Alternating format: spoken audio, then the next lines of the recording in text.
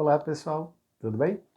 Pois é, hoje, 24 de março de 2020, nós vamos dar sequência a esse modelo de aula, eu daqui, você daí. É importante que a gente comece a utilizar mais aquela ferramenta que é o grupo WhatsApp. Percebi, vocês não estão utilizando. Eu estarei disponível hoje a partir das 19 horas para conversarmos sobre essa disciplina. E mandarei mais instruções no portal e por e-mail, tá? Gostaria que vocês soubessem que não é algo proposital. Estamos em uma crise mundial. Então estamos todos nos esforçando o máximo para que ninguém fique comprometido, para que a economia não seja afetada e que a vida siga, tá bom? Então vamos lá? A nossa aula de hoje nós vamos falar sobre objetivo e metodologia, tá? Dentro da contabilidade, da teoria da contabilidade. E na sequência vamos falar também sobre princípio, postulados e convenções. O que eu quero deixar claro aqui, que esse conceito, esse conteúdo ele é diferente da disciplina contabilidade introdutória. Na contabilidade introdutória você pega uma perspectiva mais de aplicação dos conteúdos. Aqui o objetivo é você compreender melhor a contabilidade quanto ciência, tá? A ciência do patrimônio que já discutimos nas aulas anteriores. Para alguns alunos, é balela, é bobeira, para que isso? Bem, é isso que te diferencia das outras áreas do conhecimento. Você, como bacharel em ciências contábeis, deve ter um conhecimento sobre isso, sim. Você deve compreender por que ela é ciência e um pouco da metodologia científica da contabilidade. Claro que nós não vamos nos delongar, o material seu é bem vasto e vou pontuar o que acredito que seja mais significante para essa nossa discussão, tá? São, na verdade, dois conteúdos bastante interessantes. Quando nós falamos de objetivo e metodologia, na perspectiva da ciência contábil, quero lembrá-los sobre os métodos de pesquisa. Ok, a contabilidade, ela possui, nós podemos considerá-la em duas perspectivas. A perspectiva de um conhecimento, de uma pesquisa dedutiva ou indutiva. Pelo seguinte, quando nós falamos em pesquisa científica, em estudo dedutivo, eu estou falando que eu parto do universal para o individual. É quando eu pego máximas e premissas que são universais e parto para o individual. Quando eu digo todo mundo acredita em Deus, portanto, Deus existe. Eu estou generalizando, né, todo mundo, esse universo, para chegar no indivíduo numa única premissa. Ok? Mas Deus existe? Depende. Há pessoas que não acreditam, há estudos que negam. Então nós não podemos dizer que isso seja uma verdade científica, é uma verdade teológica. Então quando nós falamos em ciência, a gente tem que levar bem em consideração o tipo de pesquisa, se ela é dedutiva ou indutiva. Indutivo, perdão. A pesquisa dedutiva, eu parto para o geral, por exemplo, no caso da contabilidade. Toda contabilidade, toda empresa faz balanço. Ok. Toda empresa faz balanço. Eu estou afirmando, então, que se toda empresa faz balanço, a Usiminas, ela faz balanço.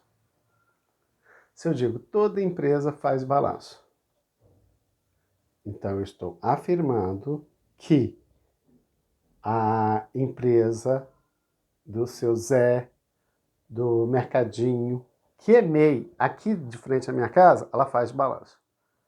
Então aí nós temos o erro, quando a gente pega o dedutivo, que eu pego todo mundo, aí eu chego numa verdade para o indivíduo, eu cometo certos erros, porque não é verdade. A empresa optante pelo MEI, ela é dispensada da escrituração contábil e automaticamente ela não vai possibilitar um balanço patrimonial. Agora, quando eu pego o método indutivo, Se a empresa do seu José, ela é MEI e ela não faz balanço, toda empresa, ok? Nas condições dele, não faz balanço. Compreenderam? Por exemplo, toda empresa do porte que é registrada como seu José, ou seja, eu estou partindo do indivíduo, né? Eu posso dizer que ela não faz balanço. Então, eu estou utilizando o quê? O método indutivo. Eu pego o indivíduo e relaciono com o universo na qual ele está inserido. Que é diferente do primeiro exemplo que eu dei de método dedutivo. Ok? Esses conceitos são interessantes quando nós começamos a pensar em pesquisa científica, mais assim no caso da ciência contábil, né? Nós vamos ver que a ciência contábil, propriamente dita, ela trabalha muito mais com método indutivo e fenomenológico. Para nós, cientistas da contabilidade, embora tenha até alguma corrente que vai pelo lado dedutivo, nós trabalhamos mais com método indutivo. Por quê? Nós partimos do indivíduo para o universal. Tá? E nós utilizamos ele em duas perspectivas, fenomenológica e axiomático. Vou pegar primeiro o axioma. Axioma é quando nós chegamos a uma verdade, em uma premissa que por si só ela já se responde. Ok? Igual os autores do material seus dizem, é o seguinte, que é indispensável por si só, porque é muito óbvio. Então, quando eu digo que seria um pouco do indutivo axiomático. A empresa necessita de lucro. Ou se eu falo, todo empresário deseja o lucro. Eu estou partindo de praticamente um axioma. Ele necessita do lucro para que a empresa possa viver. Bem, por si só ela já traz a verdade. Eu vou até tirar a palavra empresário e colocar organização. Eu gosto mais de utilizar o termo organização, porque nisso aí eu envolvo os demais tipos de organizações, inclusive do terceiro setor, que são sem finalidade lucrativa. Toda e qualquer organização, ela necessita ter lucro para continuar gerando benefício econômico e social. Porque uma instituição que ela, sem finalidade lucrativa, não tenha condições de manter os seus ativos em ordens, arcar com os seus compromissos, ela vai comprometer a própria existência. O mesmo acontece com qualquer tipo de organização. Né? Nessa perspectiva, nós estamos utilizando o quê? Um indutivo, ou seja, parte das empresas que elas precisam ter lucro para uma empresa, né? E é axiomática, porque esse conceito, por si só, ele já traz uma resposta. Né? Imagine uma empresa sobreviver, continuar coexistindo com prejuízos constantes. Ok? Agora vamos para o aspecto fenomenológico. Bem, no fenomenológico, nós vamos ter o que analisar um pouco mais. Em todo sentido, a gente tem que analisar mesmo, tá? Mas o fenomenológico, ele traz umas premissas que são interessantes. Eu vou estudar esse fenômeno, eu vou observar esse fenômeno, eu vou relacionar e correlacioná-lo com outras verdades até eu compreender esse fenômeno e poder determinar esse fenômeno.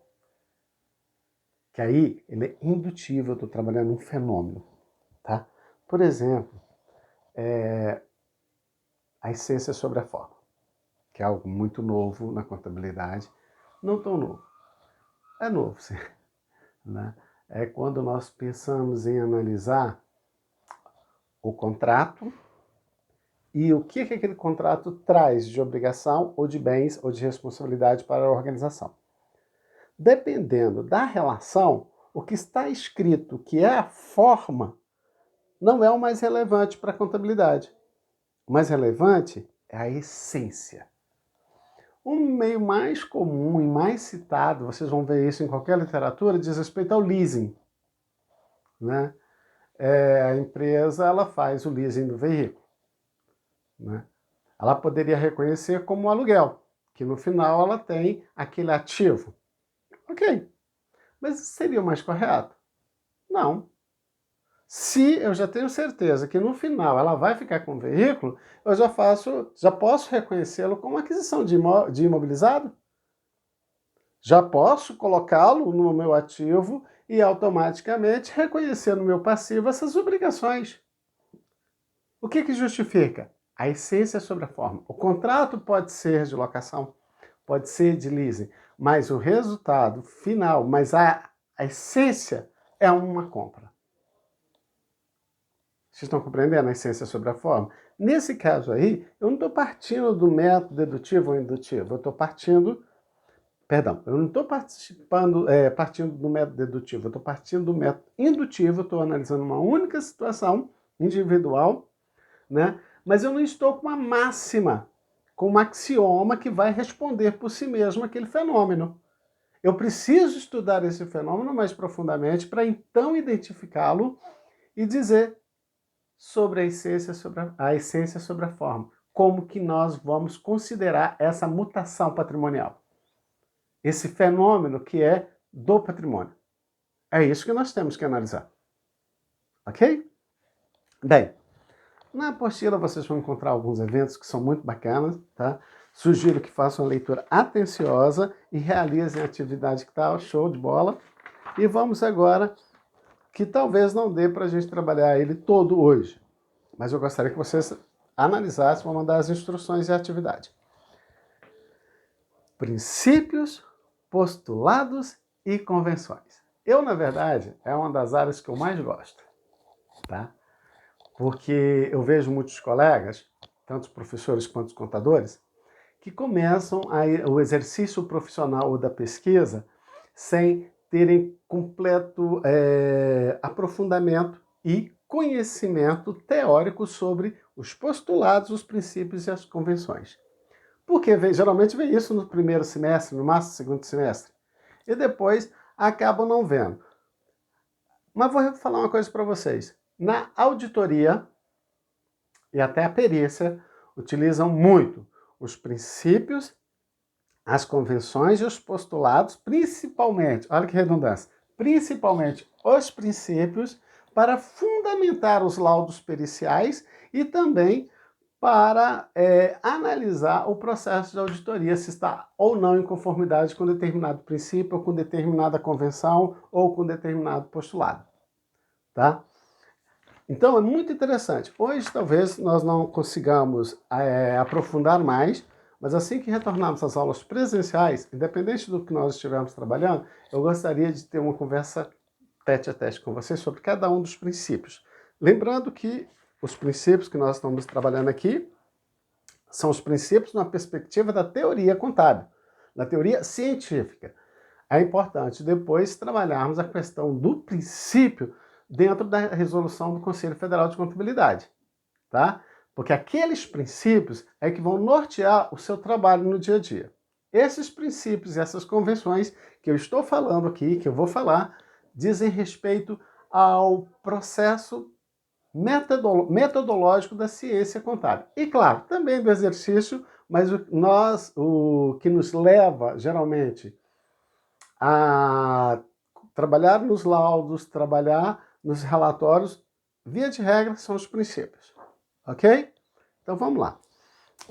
A apostila de vocês traz uma imagem que eu gosto muito, e até uma imagem meio clássica, de Marion, onde ele faz uma estrutura de uma casa, vocês vão ver.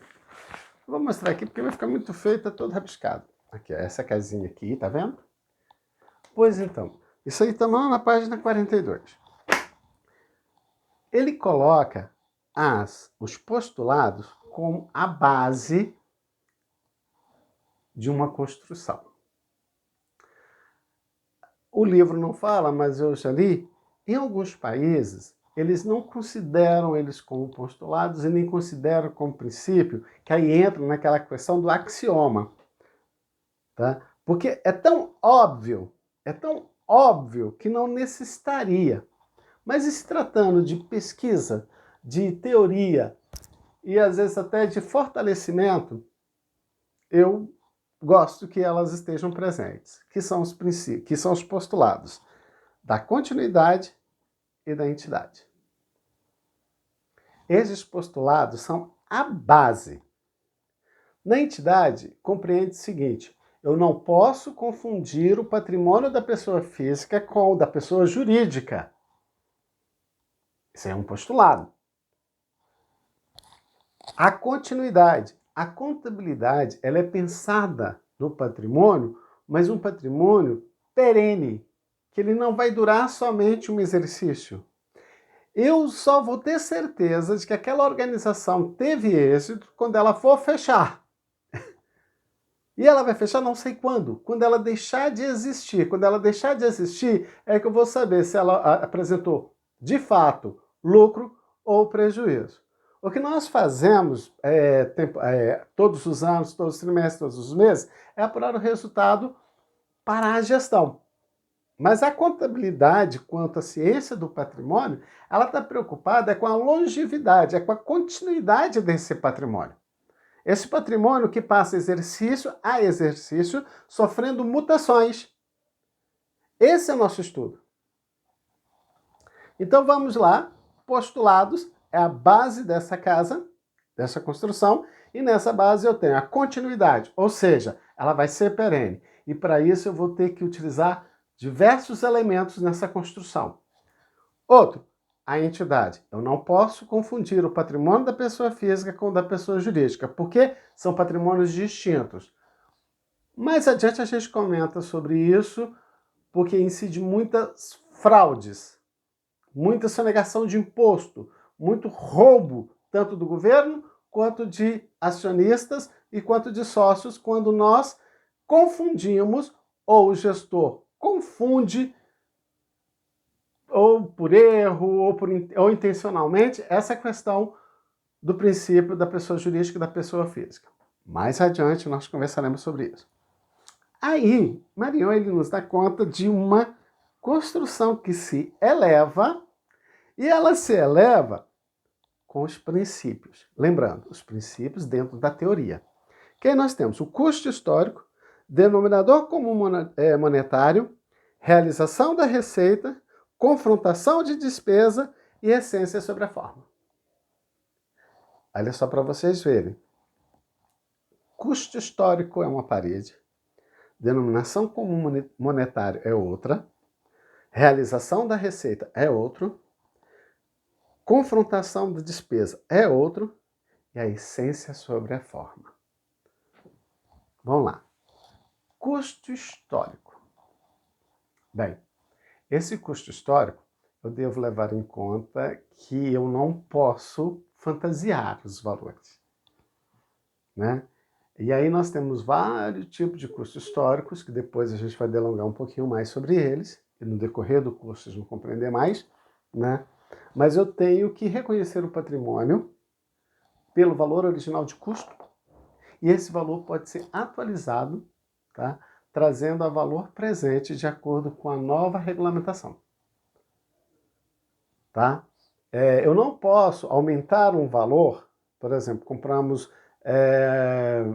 temos um imóvel. Aí aquele imóvel, de repente, eu acredito que ele tenha valorizado, e eu pego e vou reconhecer outro valor. Não, eu tenho que reconhecer o valor original dele. E esse valor ele pode ser ajustado, claro, com metodologias próprias. Tá? Depois nós temos o denominador comum monetário. Ora, mais um axioma. Nós estamos no Brasil. Embora o dólar seja uma moeda forte, uma moeda quase que internacional, ela não é a nossa moeda oficial. Se você for da Argentina, se você for de Buenos Aires na Argentina, as suas demonstrações contábeis serão feitas, os seus registros serão feitos em peças argentinas. Podem ser atualizados para o dólar, tem uma série de fatores que possibilitam, mas o registro ele é feito na moeda do país. E eu não posso, no meio do período, mudar. Tá?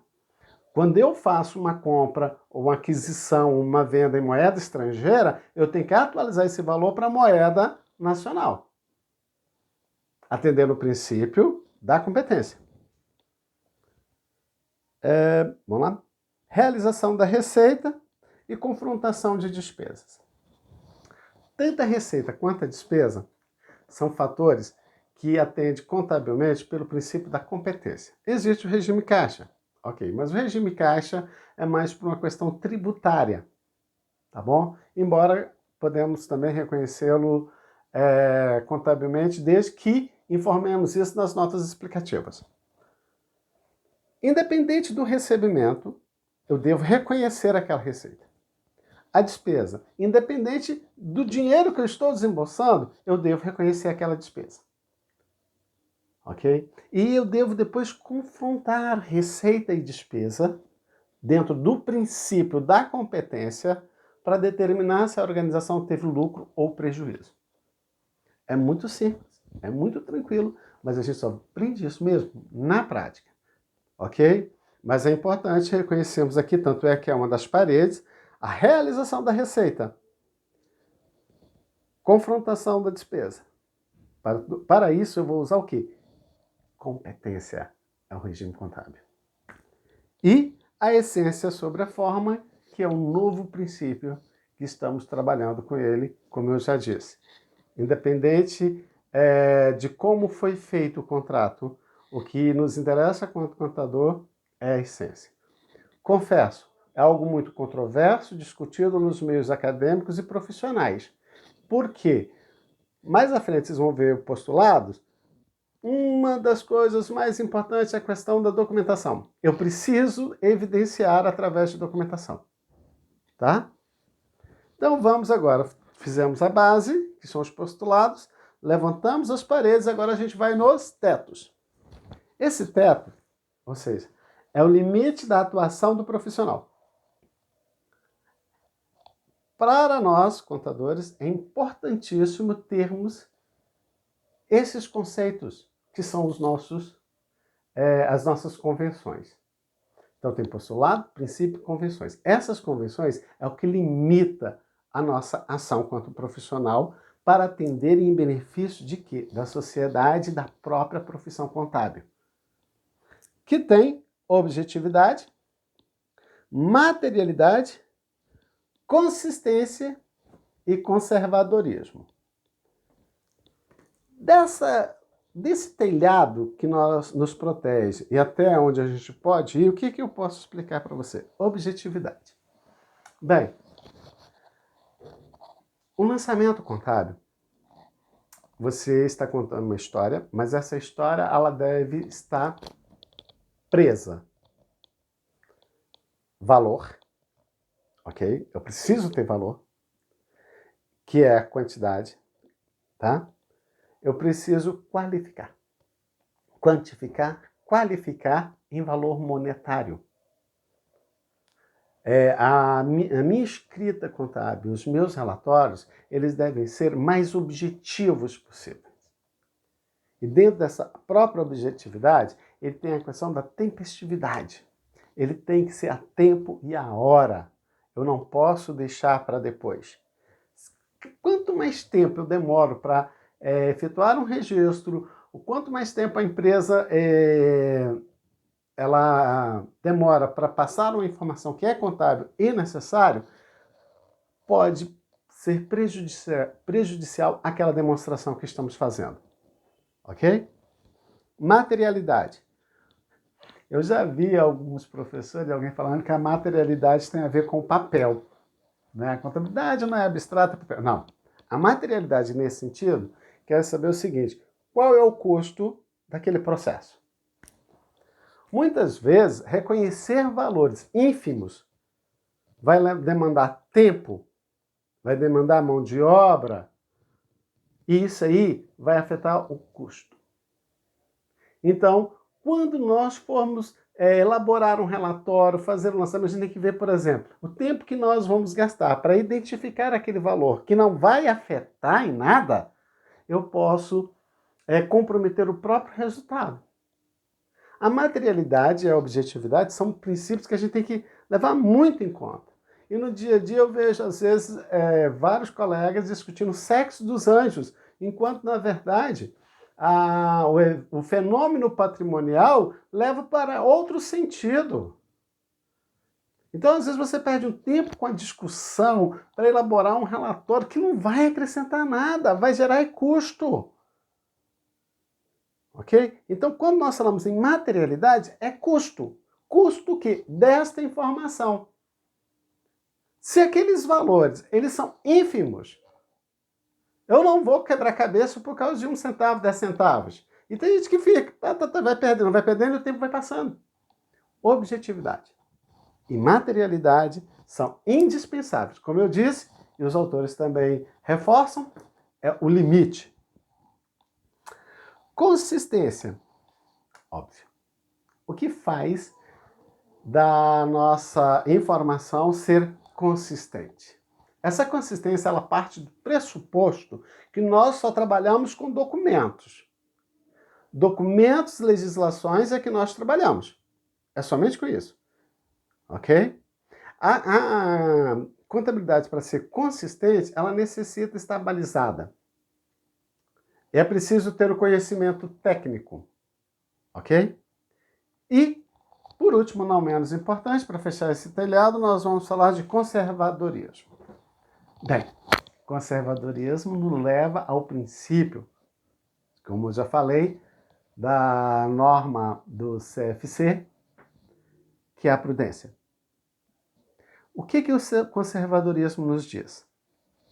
Quando tivermos mais de uma opção para reconhecermos ativos, a gente reconhece o quê?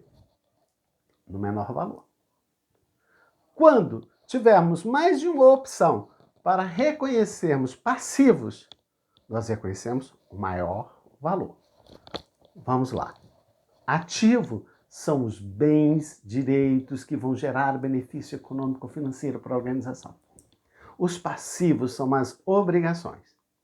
Então, se nós podemos reconhecer um ativo, temos opções de reconhecê-lo 40 mil, 70 mil, 80 mil, eu vou reconhecer no menor valor. Por quê? Aquele ativo ele ainda não me gerou liquidez. Se eu reconheço esse ativo no 80 e vendo ele por 40, eu vou gerar um prejuízo econômico. Compreende? Se eu estou reconhecendo um ativo que é 40, 60, 80, eu vou reconhecê-lo ativo no menor valor. Por quê? Se eu reconhecê-lo no maior e eu venda por 40, eu estou gerando o quê? Um prejuízo econômico. O passivo, o raciocínio é o mesmo. Se nós temos um litígio, né, uma briga na justiça, e que ela poderemos pagar 200 mil, 300 mil e 500 mil, eu reconheço 500. Por quê? Porque se eu reconhecer ela como 500 e nós conseguimos por menos, eu não vou afetar a minha liquidez. Agora, se eu pego e reconheço por 200 mil e ela sai por 500, eu vou comprometer a minha liquidez, porque eu não gerei disponibilidade financeira para arcar com esse compromisso. Então, é uma questão de ser conservador. Tá bom? Então, por hoje é só. Daqui a pouco eu disponibilizo o material para atividade e faço a leitura. Abraço, fico com Deus, se cuida.